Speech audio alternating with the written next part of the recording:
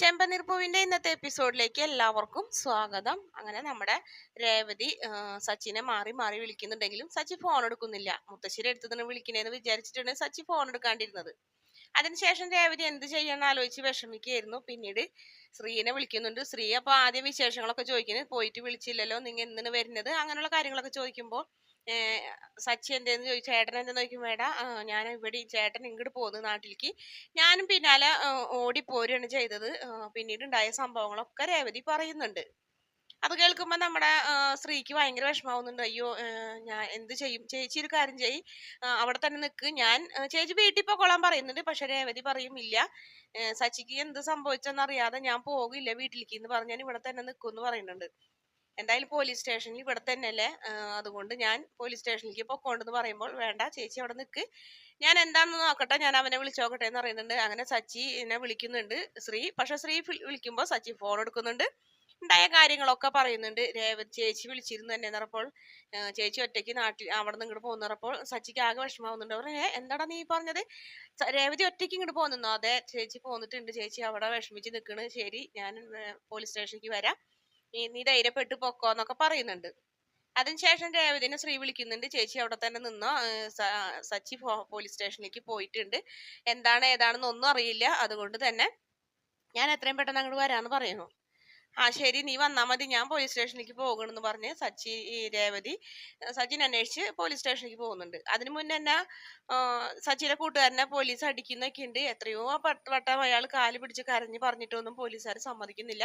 ആ സമയത്ത് സച്ചി ഓടി കയറി വരുന്നുണ്ട്. സച്ചിനെ കാണുമ്പോൾ അവൻ പൊട്ടിക്കരയാണ് ചെയ്യുന്നത്. എടാ, നീ എന്നെ വിശ്വസിച്ച് തന്നിട്ട് നീ എന്നോട് ക്ഷമിക്കണം, എനിക്ക് നിന്റെ കാറ് സൂക്ഷിക്കാൻ പറ്റിയില്ലടാ, ചതി പറ്റിയടാ, എന്നെ ചതിച്ചടാ എന്നൊക്കെ പറഞ്ഞ് അയാൾ പൊട്ടിക്കറിയുന്നുണ്ട്.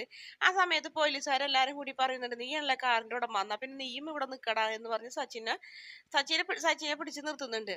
ആ സമയത്ത് യൂണിഫോമിൽ അല്ലാണ്ട് ഒരു പോലീസുകാരൻ അങ്ങോട്ട് വന്നതിന് ശേഷം ശ്രീ എന്ന കൂട്ടുകാരൻ എന്നെ ആദ്യം കരണത്തിക്കൊന്ന് അടിക്കുന്നു. അത് കാണുമ്പോൾ സച്ചിക്ക് പെട്ടെന്ന് ദേഷ്യം വരും. ഞാൻ പോയി സാറിനോട് സംസാരിക്കുമ്പോൾ, നീ എന്തിനാണ്ട് അതിൽ ഇടപെടണെന്ന് ചോദിച്ചു, നീ എന്തിനാ അവനെ ആവശ്യമില്ലാണ്ട് അടിച്ചെന്ന് വെച്ചിട്ട് സച്ചി പെട്ടെന്നുള്ള ദേഷ്യത്തിൽ പോലീസുകാരന്റെ കവളത്ത് അടിക്കുന്നുണ്ട്. നീ എന്താടാ ചെയ്തത്, ഇത് ഇവിടുത്തെ SI എന്ന് പറഞ്ഞപ്പോൾ സച്ചി, അയ്യോ ക്ഷമിക്കാം സാർ, ഞാൻ യൂണിഫോം അല്ലാത്തതുകൊണ്ട് എനിക്ക് ആളെ മനസ്സിലായില്ല, യൂണിഫോം ഇല്ലെങ്കിൽ നീ ആളെ മനസ്സിലായില്ലേ, നീ തല്ലോടാന്ന് ചോദിച്ചിട്ട് പിന്നെ സച്ചിനെ ഇട്ടിങ്ങായിട്ട് അടിച്ച് അവശതയാക്കുന്നുണ്ട് വടിയോണ്ടൊക്കെ.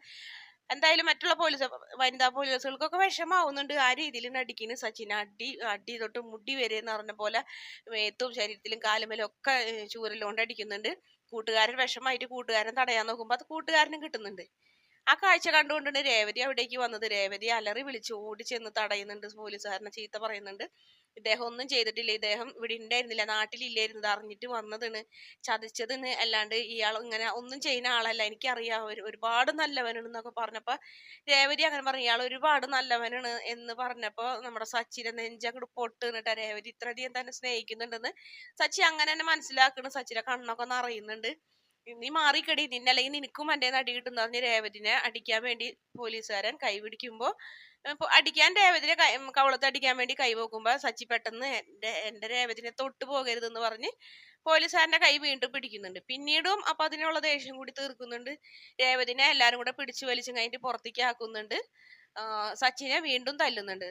രേവതിക്ക് ഇത് കണ്ടിട്ട് സഹിക്കാൻ പറ്റാണ്ട് രേവതി പിന്നെയും ചെല്ലുന്നുണ്ട്. രേവതി, നിന്നോടല്ലേ പറഞ്ഞത് വീട്ടിലേക്ക് പൊക്കോളാൻ, ഇവിടുത്തെ കാര്യങ്ങളൊന്നും നീ നോക്കണ്ട, പോ എന്നൊക്കെ പറയുന്നുണ്ട്.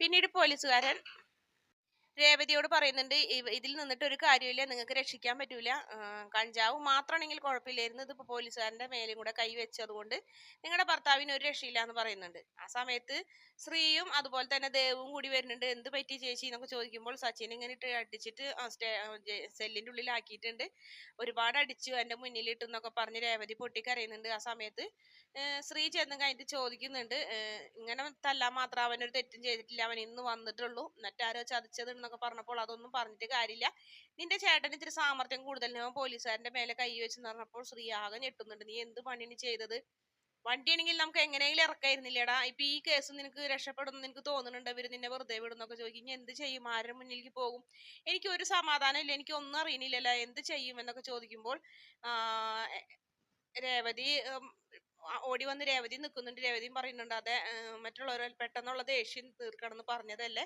ഇതിപ്പോ ഒന്നും ചെയ്യാൻ പറ്റില്ല ദൈവമേ എനിക്ക്. അപ്പൊ പറഞ്ഞിട്ടുണ്ട്, ചേച്ചി ഒരു കാര്യം ചെയ്യ്, വീട്ടിലേക്ക് പോകുന്നറിയില്ല, ഞാൻ പോകില്ല, ഇദ്ദേഹത്തിനെ ഇറക്കാണ്ട് ഇയാളെയും കൊണ്ടല്ലാണ്ട് ഞാൻ പോകില്ല എന്നും പറഞ്ഞ് രേവതി വാശി പിടിച്ച് കരയിന്. രേവതിയുടെ സ്നേഹത്തിന് മുന്നിൽ സച്ചി ശരിക്കും തളർന്നിരിക്കിന്. രേവതിനെ കുറിച്ച് മറ്റേ കൂട്ടുകാരനോട് പറയുന്നുണ്ട്, അവള് ഇത്രയ്ക്കും വിഷമിച്ച് ഞാൻ കണ്ടിട്ടില്ല, അവൾ എനിക്ക് വേണ്ടി കരയുന്നത് കണ്ടില്ലേ എന്നൊക്കെ പറഞ്ഞ് ആകെ വിഷമിക്കുന്നുണ്ട്. പിന്നീട് കൂട്ടുകാരിൽ നിന്ന് സംഭവിച്ച കാര്യങ്ങളൊക്കെ ശ്രീ മനസ്സിലാക്കുന്നുണ്ട്. അങ്ങനെ കാറ് വിളിച്ച സമയം, വാടക വിളിച്ച ഭാഗത്തേക്കൊക്കെ ശ്രീയും ദേവും അതുപോലെ തന്നെ രേവതിയും കൂടി പോകുന്നുണ്ട്. അവിടെ ആരെയും കാണുന്നില്ല, ഒന്നും മനസ്സിലാവുന്നില്ല.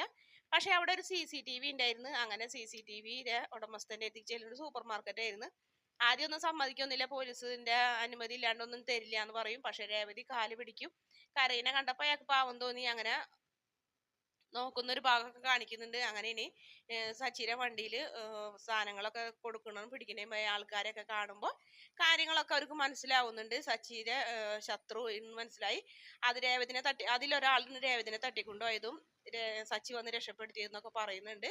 ഇത് അവന്റെ ആൾക്കാരെന്ന് പറഞ്ഞപ്പോൾ ആരെന്ന് നോക്കുമ്പോൾ ഇത് നമ്മുടെ ഗജാനന്ദന്റെ ആൾക്കാരാണ്. എന്നാ പിന്നെ ഒരു രക്ഷയില്ല. ഇനിയിപ്പോ നമുക്ക് നിവർത്തി ഇന്നില്ല ചേച്ചി, നമുക്ക് ഇവനെ പിടിച്ചിട്ട് പോലീസ് സ്റ്റേഷനിൽ കൊണ്ടിടണം, എന്നാൽ മാത്രം സച്ചിനെ രക്ഷിക്കാൻ പറ്റുള്ളൂ എന്ന് പറയുന്നുണ്ട്. അങ്ങനെ അവരോട് യാത്ര പറഞ്ഞു കഴിഞ്ഞിട്ട് അവർ പുറത്തിറങ്ങുന്നുണ്ട്. പിന്നീട് എന്ത് ചെയ്യാന്നറിയാണ്ട് ഇങ്ങനെ 3 പേരും കൂടെ വിഷമിച്ച് നിൽക്കുന്നതോടെയാണ് ഇന്നത്തെ എപ്പിസോഡിന്റെ അവസാന ഭാഗം. വീഡിയോ ഇഷ്ടപ്പെടുകയാണെങ്കിൽ ചാനൽ ഒന്ന് സബ്സ്ക്രൈബ് ചെയ്ത് സപ്പോർട്ട് ചെയ്യണേ.